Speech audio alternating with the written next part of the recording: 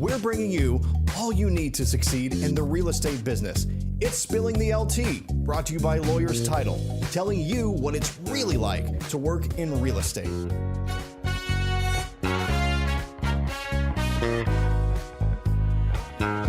We're going to talk about the luxury market in DFW. But first, if you like my content, you're really going to love my escrow team. So give me an opportunity to talk to you about your title needs. You can reach out to me on any of my social media platforms. My guest today, I'm really excited about. I have Michael Hershenberg, the owner of the Hershenberg Group, and with him is his director of new development, Brandon Hooley, who I just met today. Very exciting. And so I've been wanting Michael to come on the show for quite a while now. He's got a lot of exciting projects, and we're also going to talk about team structure and the status of the luxury market in DFW. So welcome, guys. I'm really glad that you're here with me today. Thank you, Dan. Very excited to be here and be a part of it. Yeah, thanks for having us. Well, let's just jump right in, right? Because we want to keep everybody's attention. So, Michael, the first question I have for you is I kind of want to talk about, we've all seen the shift, right? It's happened. Consumers are starting to catch up maybe a little bit. Builders are back with all of their incentives and loving on my realtor friends again. So that's good. Why don't you give us a little bit of a kind of overview of what you're seeing currently in the luxury market since the shift? And then you can include new construction in that as well. Yeah, talking about the shift, and again, I'll even back to what Gary Keller says as well. It's a stabilization that is leaning towards a more healthy and a more sustainable market. That's what we're seeing across the board. So again, you had all these inflated prices trying to, take advantage of the boatfuls of people coming to North Texas, which North Texas in itself is a very, very hedged market, unlike other markets like California and New York. Our little, dip when we talk about the shift is a pin drop of a shift compared to what other markets are going through. We see it a lot more of this stabilization and hedge around, lower price points, 300 to 700,000. Things are starting to now come down on people's secondary homes, but even in the luxury market, on anything over $1 million. We're starting to see small dips, but it's not anything scary. People are still exiting strongly. And that's the most important message to get to the consumers. Well, and I like to describe it as the greed is gone, right? Everybody that was jumping ship, selling their house for these huge overages, right?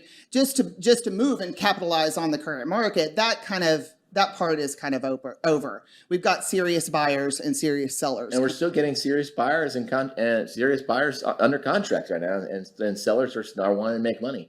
Out of my career, this last August was the largest month of my career. So it's like, congratulations. Yeah, that's moving exciting. And shaking. The next month will even succeed that. In October, it'll probably be double. Yeah, and I've watched you grow, right? Because when I came on board with Lawyers, you were already an existing client, and when we first started getting to know each other, what your operation looked like yesterday is much different than what it looks like today. And we'll kind of talk about the growth of your team and the success that you've had a little bit later in the show. But congratulations to you, and I think it's very notable.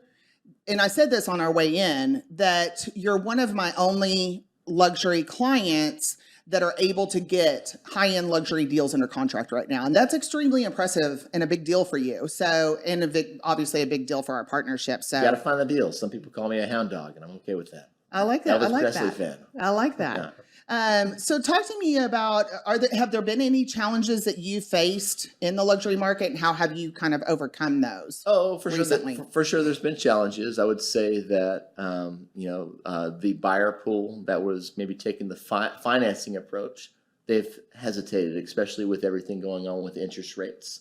We want to, and again, that's probably one of my primary things. If you're buying a $3 and $5 and $10 million house and you are taking the financing approach, then 7% matters. Yeah, 6% matters. Yeah, really, really, really matters. If you are, in a position where it's slightly $1 million and $1.5 million, I'm finding opportunity kind of anything under $2 million right now. They increased our VA funding for the VA jumbos up. Yep. So now I'm getting VA guys that are going and buying $1.2 and $1.4 million properties. Good for those which veterans. Is awesome. Amen. Yes. And good for those. So we're having a larger buyer pool in those segments. For the, one thing that I'm seeing even this week, I had 2 deals where we actually went and structured the financing side of it, where we were able to buy down the buyer's rate And not convinced, but I spoke, really open with the sellers, and they were happy to do it. It's a new lender product that's kind of, well, new old lender product. The lender products go away and come back depending on what type of market we're in. But that buy down From the seller program, from the seller seller as an incentive to as opposed to lowering the list price instead of the of house. lowering the list price. Let's sign, get you locked in, and make you feel nice and warm and fuzzy, and let's get you under contract. Yeah, I think it's great. Well, I do know that the buyer objections to the interest rates has been a big deal for a lot of my clients, right? And it's how do we overcome those objections, and working creatively with your lender to come up with ideas on how to get that buyer to the closing table is definitely something that is important to utilize right now. So I think so. Any other challenges you're experiencing, or do we want to? In the luxury markets, the ones that maybe are sitting a little bit longer, I say that's the only other challenge. Over the last, let's just say, 14 to 16 months, our average days on market, specifically over anything over $1 million, has gone up. And it's kind of consistent whether you're in South Lake, Frisco, or Eagle Mountain Lake. It's really it used to be where I'd have $1 million plus property on market. Average day was 7 to 14. Yeah, I really like those days. Yeah. Now it's 40. Now we're all having to work again. Yeah. Work again. Yes. But you got to find the right buyer. You got to find that right pool and make that right alignment. So where are you seeing the buyers come from that are interested in your luxury properties? Are they local, or are they still coming from out of state? It's a healthy mix depending on the size of property. We have, some properties that have a little bit more of an attraction, whether it's closeness to DFW Airport or on a water feature like Lake Grapevine, Eagle Mountain Lake. We're still seeing local people move in from Highland Park and Preston Hollow. You've had a lot of success in that part of the Metroplex. They're coming in and moving. They want to be close to the airport and closer to water, but we're still seeing a ton of traffic from your out-of-state segments, feeder cities. It's pretty awesome. Okay. Yeah. Yeah, we've seen a slowdown in the market all overall, but I've also been kind of keeping my eye on Broken Bow, and those are second home luxury. A lot of them can be luxury properties, and you've seen price decrease. So, I don't know that. I think that it's just a stabilization, like you said. But the demand is still there. Demand is still there. This is the first year. Even where one of my luxury properties over $1 million in South Lake, like it was a. When you talk about a tough property to sell, there are 3 or 4 majors that a real estate agent was like, I'm not going to touch that property. But one of the big ones was the whole property was. Which one is this? It was the whole property that you guys closed in. It's actually on a graveyard. So I don't know if I knew that it was on a graveyard. Yeah, graveyard, murder upstairs again. Okay, I know. Yeah. A lot of stuff went down that property. Yeah. Like the trifecta. I did not, but you know what? The trifecta. And the man was still there. And he was from out of state. He was from Washington. Yeah. So. Okay, interesting. Yeah. Well, you're right. There are a bunch of producers that wouldn't have touched that with a 10-foot pole. So, again, one of the things that I've always seen that I admire about you is the grind, right? You're a hustler. You get up every day. You do what you need to do to get the deal done. And so that's part of what has made you successful. And when I have conversations with agents that are struggling right now, it is, what are you doing every day to be successful, right? Are you time blocking, lead gen? All the things, right? Mm-hmm. And so that's not a conversation we've ever had. No.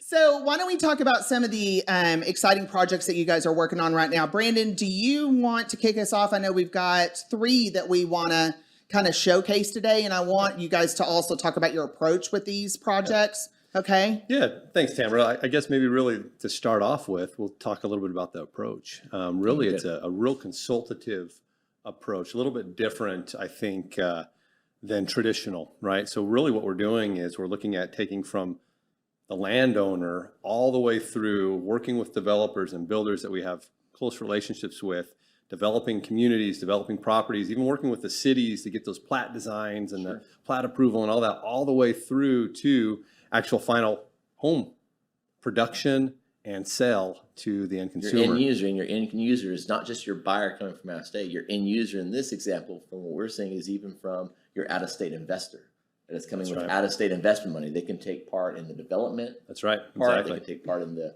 holding a few specs, making some money out of the deal. Yeah, that's right. So let's break it apart, if you don't mind, because I have clients that do the deal land to the developer, right? Yeah. developer to the builder, right? Yeah. But I don't know that I have heard of a lot of complete start to finish approach, right? So do you want to kind of break down the segments for us?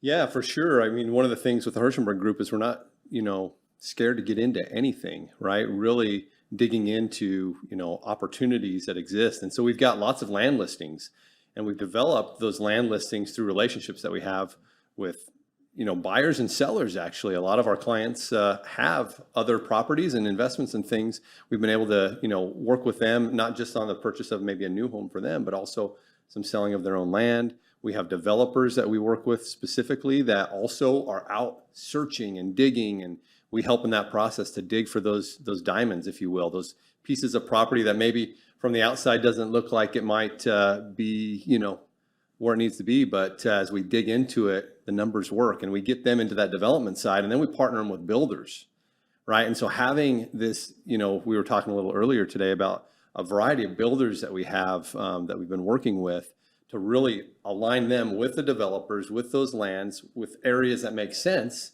so that they can build their portfolio. So it really becomes that consultative. We're helping them, they're helping us, and ultimately we bring that to the end consumer. And that's the buyer. I love that you said all of that because I truly believe in a diverse client portfolio, right? Because you've got to be able to weather the market shift, whatever the market shift is, right? So if I have a portfolio that's just lenders and all we've been doing are refis, well, today, we're not doing very much business, right? So being creative about sustainable business to me is always a really exciting conversation. And a lot of times we get in this tunnel vision, right? Where my only client is the realtor. Well, that's not my only client, right? Yeah. There's a lot of opportunity out there to work with. And a lot of my wholesale and investor clients right now are wanting land. I see it all the time. I need some land. Where's some land? Yeah. And so the fact that you guys are taking all of those segments of business and putting it into a start to finish process is really exciting to me to talk about because that's how I kind of approach what I do as well, right? Yeah. So, and I think there's a lot of value to that. And then, I'm sorry, builders, but you're not at the mercy of the builder.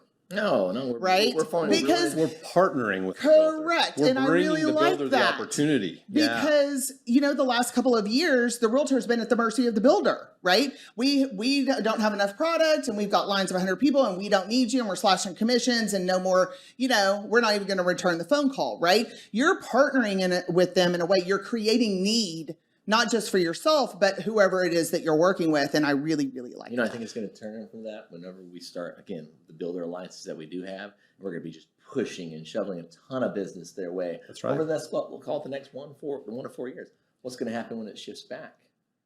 Our builder alliances are going to be return the favor. Correct. And we're going to really have a true partnership at that point in time. I think that is fantastic. So let's talk about some of these projects. Do we want to start with the vines? I'll let you take approach on that. Please. Yeah, so we work with a great builder kind of out of the South Lake area that has put together just a great product in the Hazlet market, which it's coming in at just above the $1 million mark, which for Hazlet, people were like, oh, really? But man, we are It's very interesting because Hazlet's changing. Yes. We are selling product out there, and they've got just a great product, but it's really about that relationship. Right. So developing that relationship with the builder, working jointly with them as a team, because unfortunately, Tamera, I think we've all seen it. Sometimes builders and realtors are kind of at odds with one another, and we don't want that. That's not what we want. And so we've really been successful in building that relationship with them. And it's really about trust. Right. And so we've got 84 total lots out there. Over half of those lots are already taken down. Homes are coming up. And vertical. How much inventory you got? 8 of them are vertical now. Yeah, or more. I mean, more than that. We've got a couple that have already closed at this point. No waiting list. We have a spec that's available. There's one spec available. Right now that's under the $1 million price point. Just under, actually great. Move-in ready, great one product. story, great product. Half-acre lots. I mean, there's nothing like this community. It's very special. And I look forward to the future partnership with this. What kind of inventory do you have right now?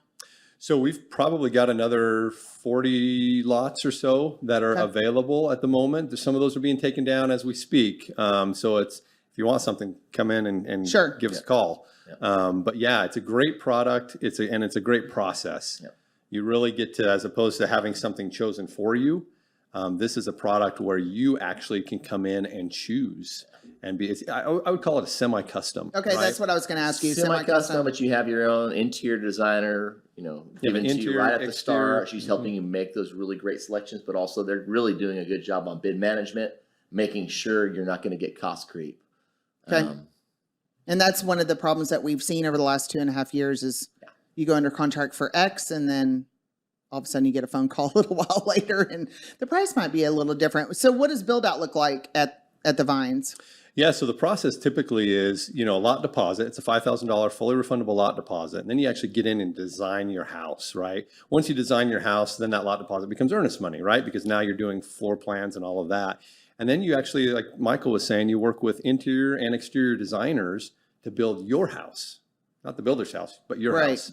And that process typically takes, 1 to 2 months or so, depending on your time frame and being able to schedule those meetings. We've had some doing it as early as 2.5 and 3 weeks. So I mean, real the ones quick. that want to move 2.5, 3 That's weeks, right. and then while that's going on, you close your construction loan product, and essentially they can start going vertical. After the 6-week mark, possibly. Yeah. And have the product completed in 8 to 8.5 months. That's right. I think it's great. And what is the total community?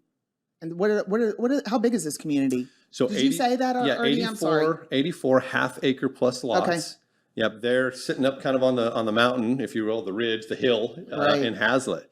So yeah, great product, great builder, and welcome you guys to come on out and take a look at the Vines. Awesome. Yep. Anything else you want to add before we move on to the next project? Not for the Vines. Again, one of the, in my opinion, one of the most energy efficient and custom products that are on the market at that price point. You're getting these mini me's of these $3 and $5 million homes in Vaquero and Westlake being plopped in Hazlitt at the highest elevation point in Tarrant County, and you're having views that are just fantastic. And you can go in and if you're a VA or a doctor, you can finance the dang thing at 100%. There you go. So really cool product. Okay. Yeah. Okay, Brandon, I know we want to talk about another development that you guys are working on. Yeah, I'd be happy to. So, we've got this luxury market, which is great, but we're also helping developers and builders bring to market townhomes and condos. And we've got one right now kind of in between the Fort Worth and Arlington area. It's under contract right now. They're basically going to put 60 to 70 townhomes. So they're going through that development phase. We're almost contracted on that particular piece of property. And we're going to work with them through that process of actually going vertical with those townhomes and helping them market these 60 to 70 townhomes. So we've got, neighborhoods, high end, we've got townhomes. We're not unique, if you will, in just one part of the market. Right. We're really looking at being a broad, player, and partner really is probably the right word, partner with developers and users with that. Let me ask you this. So, and if you don't have an answer right now because it's still in negotiations or development, you don't have to answer. Do we have a range, kind of the price point of what these townhomes are going to look like? This developer is really unique. He's partnered with a builder. I can't give information completely at the moment, but really his goal is to make this affordable really for firefighters, so glad teachers, you said that. Yes. Those that's what I was looking for. Yeah, I mean, home ownership is one of the top ways of building individual wealth, and we want to make sure that that's available for all. And one of the problems that has come out of this market in the last couple of years is the question of whether or not DFW is going to have affordable housing, right? And I had the executive director of the Salina EDC on my podcast a couple of weeks ago, and I asked the question, "Is there affordable housing in Salina?" And she said no. And so, because the appreciation values have gone up so dramatically, and the standard of living in DFW hasn't increased, right? So now we're faced with this: can Texans buy houses in Texas, right? Yep. So I love that you are tapping into things that will also help Texans afford houses here, like firefighters, and you mentioned a couple of other doctors, things like that, but. I just firefighters and teachers. Sorry, teachers. That's what I meant. Okay. I apologize. Doctors are fine. Yes, that's what I meant. Teachers. Yeah.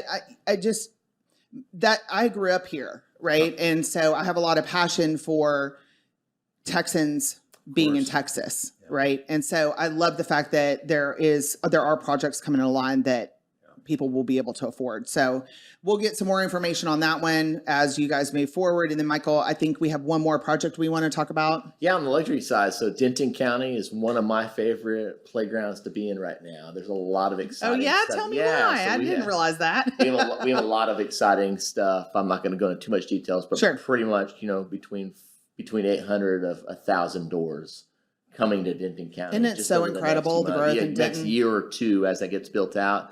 But in the luxury segment, I'm known as the waterfront lake guy. So I am going and being that hound dog and going and searching out lake lots and building custom homes all around Lake Grapevine. Okay. I'm doing the same thing on Eagle Mountain Lake. But going back to Denton County, we had an opportunity where a landowner since the late 70s said, boys, we want you to take this land and do something special with it. And we're just going to be, we actually have listed now a segment of his land, just about a quarter of what he owns. And we're going to be bringing to market a really nice conservation district, is what Flower Mountain calls it, type of community where you're protecting the trees, you're planting new trees, you're protecting wildlife, you're adding walking trails, green spaces, areas to plant lots of flowers. This Sunset project is going to be, between 14 to 17 custom homes, all on elevated lots right around Lake Grapevine. You have the water views right behind you. It's surrounded by the Corps of Engineers land. I love this project because you're less than a 2-minute walk, just right through some trees. You're at the horse trails. So now you got that really equestrian little add-on for this community where I think Flower Mound would go for having a little horse motel in the front of this community. Yeah. And if you want to bring your horse overnight, lasso him up and get your cowboy hat on and go, you can go. And so I'm excited about this project. We're going to be making some really special homes and creating a really special community. And it won't be our first in Flower Mound. We got many of them on the way. Man, it sounds really serene. It sounds really beautiful. I can't wait to see it. Pretty cool. A lot of history out there on that side of Flower Mound. Yeah. Yeah, a lot of history. You've spent a lot of time there in the last couple of years cultivating relationships. So it is seriously paying off for you. So congratulations. Live in Flower Mound. My daughters will go to school there and again, planning on being there for a long time. Let's kind of, if there's nothing else that you need to add about projects that are going on right now, I want to kind of tap into something that I know will be of big interest to some of my listening audience. And that is kind of talking about your team structure, Michael, because I have a lot of agents that are like, I want to build a team, right? Or they've built a team and there's just some challenges they're facing within the growth of their team, right? And I've watched you do this pretty successfully, and very successfully. I apologize for the word there. But I want to ask you, kind of looking back as the team leader of the Hershenberg Group, what challenges have you faced as you've grown your team, and how did you find solutions for that particular challenge? Well, we definitely all have challenges in this business. One thing that kind of made me the agent that I am today is that I had to face every challenge, whether it's from a buyer or seller or just a situation, right? We don't know what we're going to be faced with some days. I kind of had to walk through all of that completely alone.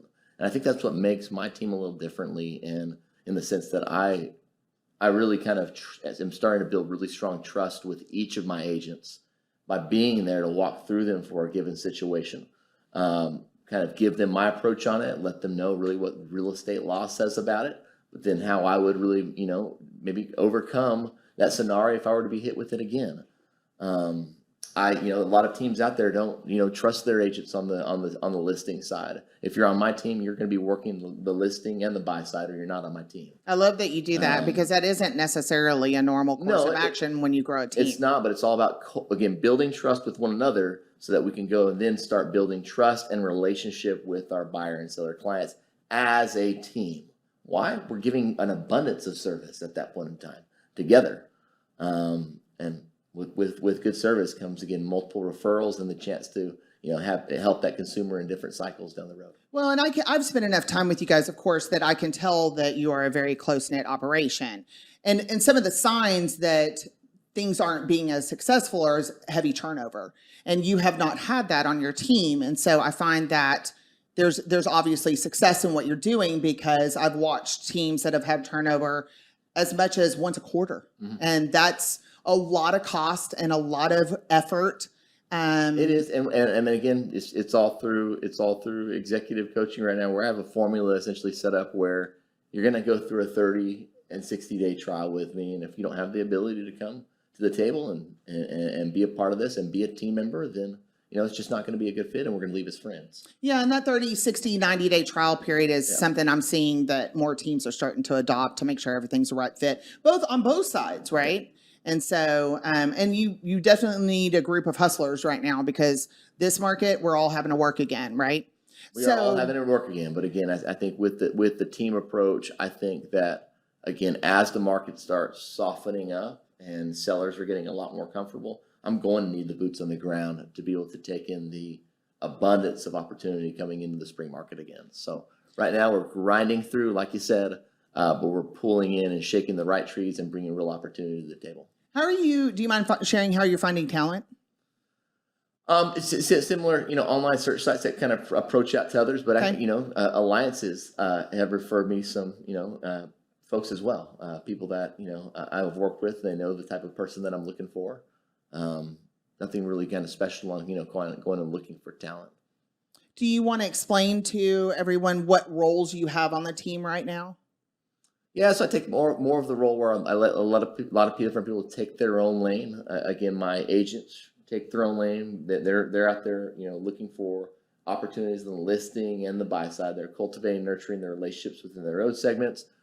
The team is bringing to the table builder opportunities and builder alliances so that they can, again, partake, and that we can go and really hit a builder together and really kind of go and execute really strongly. Well, and you brought Brandon on, and he's working with all of your new development projects, right? Yes, he is. And then talk about your back-end operation. Back-end operations, I have a transaction coordinator that I've been with for about 6 years now. I wouldn't be able to do life without her. She's amazing. And actually a referral from my alliance at Lawyers Title. So thank you guys. Yeah, for always referring her I know over to you're me. talking about, and she's a rock star. She is a rock star, and like I said, I don't know what I'd do without her. But then building essentially I just actually hired and in the process of developing a good friend of mine, Devin Cook. He's our director of lead generation. I'm also having him. Oh, I didn't realize that was his role. Okay. Yeah, so he's joining me on the listing front. He's a killer on the phones.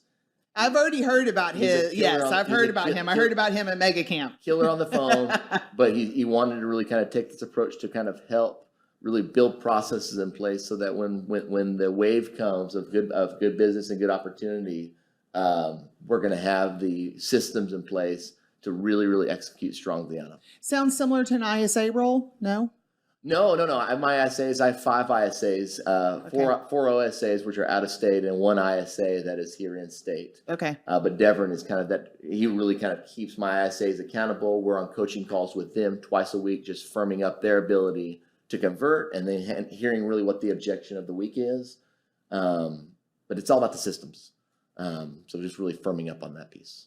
How do your agents help you find and identify buyers for some of these projects that you're working on? So a buyer pool could come from really any direction. We're seeing right now where we're seeing a lot of push coming from this SEO segment, this online just search. If someone is searching in a particular area for a home or for a value, I think that's where we're going to really see something strongly going into the spring and summer. Well, I noticed you started a YouTube channel.